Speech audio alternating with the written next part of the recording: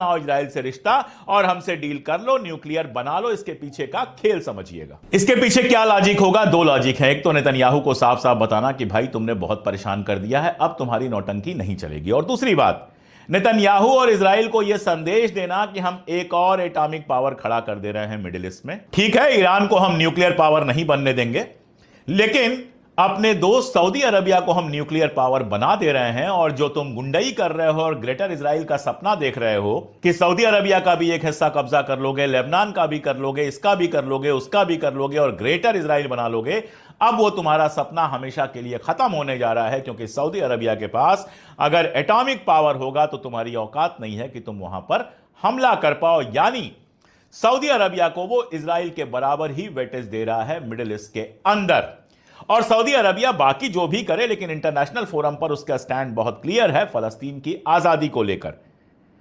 इसीलिए कयास यह लगाए जा रहे हैं कि कहीं ऐसा तो नहीं कि जब इस बार आ रहा है ट्रंप तो इन सारे देशों के साथ मिलकर फलस्तीन को आजाद मुल्क घोषित कर दे। कुछ और चीजें हुई हैं, लेकिन उसके पहले इसका असर क्या हुआ है मैं आपको बताता हूं। असर यह हुआ है कि यूएई जो हमेशा इजराइल की बातें सुनता रहता है, उसके पास भाग कर गया इजराइल कि भैया फंडिंग तुम कर दो एड बांटने के लिए गजा के अंदर।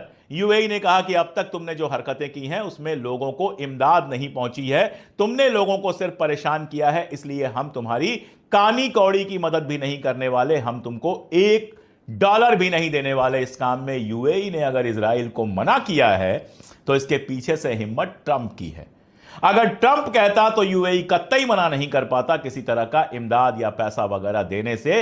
यूएई ने अगर सीधे सीधे नेतन्याहू को आंख दिखा के कहा है कि हम $1 नहीं देंगे, तो आप समझ लीजिए कि ट्रंप ने किस तरह का प्रेशर बनाया है। इस प्रेशर के बारे में जरा समझ